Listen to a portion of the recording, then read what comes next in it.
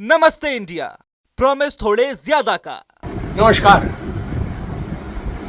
आज से ठीक आधी सदी पहले यानी 50 वर्ष पूर्व देश पर आपातकाल थोपा गया था। सारे नागरिक अधिकार निलंबित कर दिए गए थे, लाखों लोग जेल में ठूस दिए गए थे। कांग्रेस के इतर या कांग्रेस के सहयोगियों के इतर भारत में जो भी राजनीतिक नेतृत्व था वो जेल में था। लोकनायक जयप्रकाश नारायण से लेके नीचे तक मीसा और डीआईआर, इन दो कानूनों का खौफ पूरे देश पर तारी था और बस अड्डे से लेकर रेलवे स्टेशन तक से लोगों को पकड़ा जा रहा था नसबंदी करने के लिए, ताकि कोटा पूरा हो सके। कुल मिला के ये तस्वीर थी आज से 50 वर्ष पहले, जब इमरजेंसी इस देश पर थोपी गई थी। 25 जून यानी आज की तारीख 1975।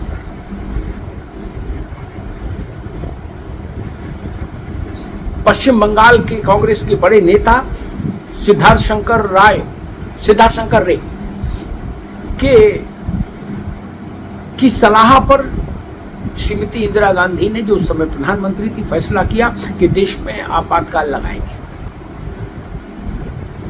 अब उनको समझाया गया इंदिरा जी को कि आपकी प्रधानमंत्री की कुर्सी इसके बिना बचेगी नहीं, क्योंकि हाईकोर्ट ने उनके चुनाव को निरस्त कर दिया था और उनको प्रधानमंत्री पद पर रहने के अयोग्य घोषित कर दिया था। हालांकि सुप्रीम कोर्ट ने और संसद की कार्रवाई में भाग लेने से भी रोक दिया था।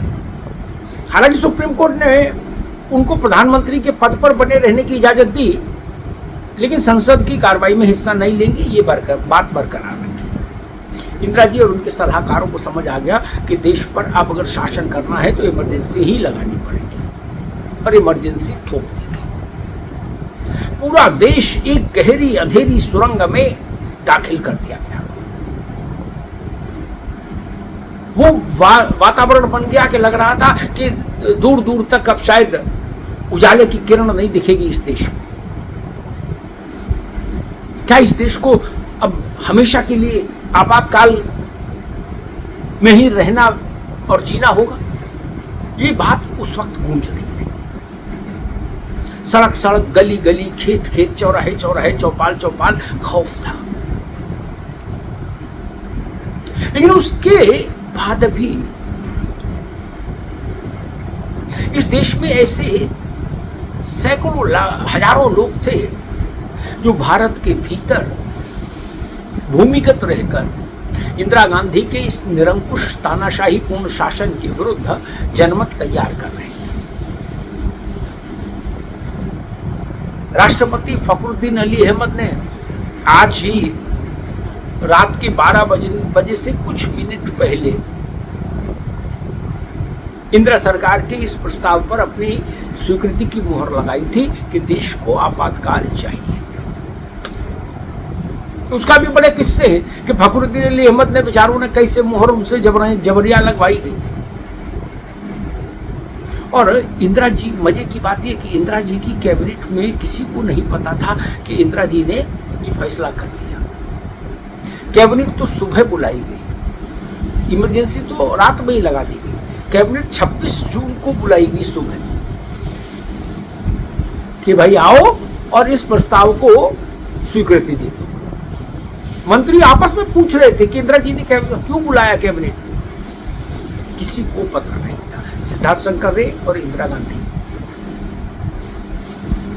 18 मार्च 1977 को श्रीमती इंदिरा गांधी ने नए चुनाव कराए जाने की घोषणा की देश में। तब भी पूरा देश चौंका था। लोगों को विश्वास नहीं था कि इंदिरा गांधी कभी चुनाव कराएंगे। लोगों को लगता था तानाशाह के रूप में ही इंदिरा गांधी रहेंगी और देश में ये डेमोक्रेसी की विदाई हो गई, केवल तानाशाही चलेगी। लेकिन 18 मार्च 1977 को नए चुनाव की घोषणा कर दी इंदिरा गांधी।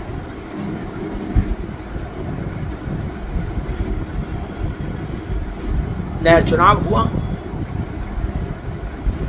श्रीमती इंदिरा गांधी चुनाव हार गई, उनका बेटा चुनाव हार गया संजय गांधी, विद्याचरण चुनाव हारे, ओम मेहता, बंशीलाल, यानी जितने भी किरदार थे, विलेन थे आपातकाल के खलनायक, वो सब चुनाव हार गए।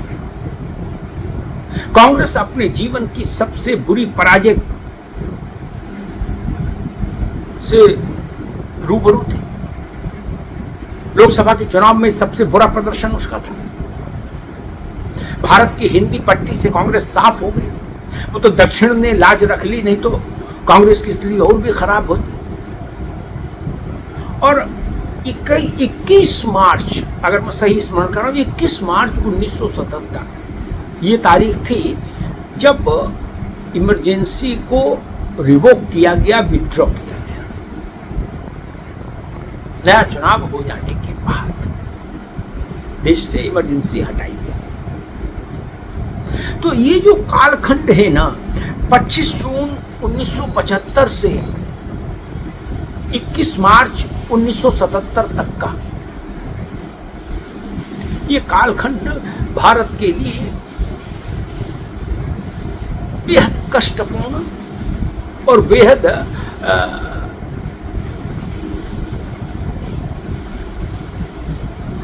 त्रासदीपूर्ण रहा। भारत ने ऐसी स्थिति कभी देखी नहीं।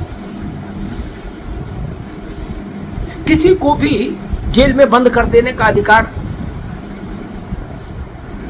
पुलिस के लोगों के पास था और उनको ये सूची उपलब्ध कराते थे युवक कांग्रेस के कार्यकर्ता। उस समय के जो लोग हैं वो इस बात को अच्छे से उनके स्मरण में होगा।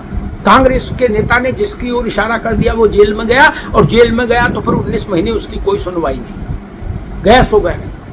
लोगों के माता पिता दिवंगत हो गए, पेरोल नहीं मिला,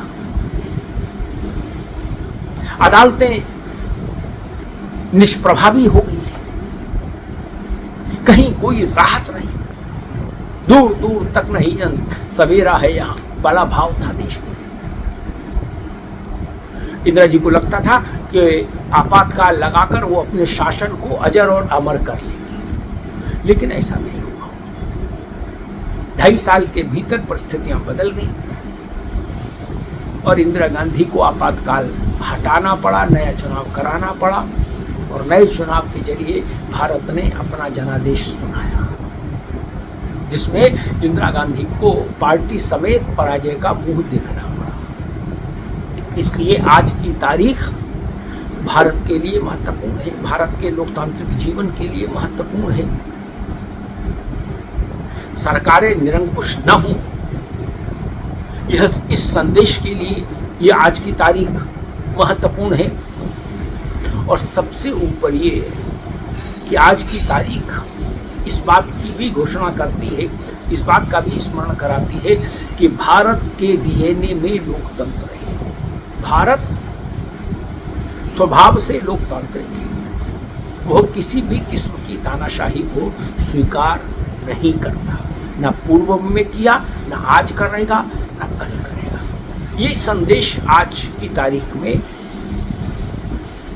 बड़ा है।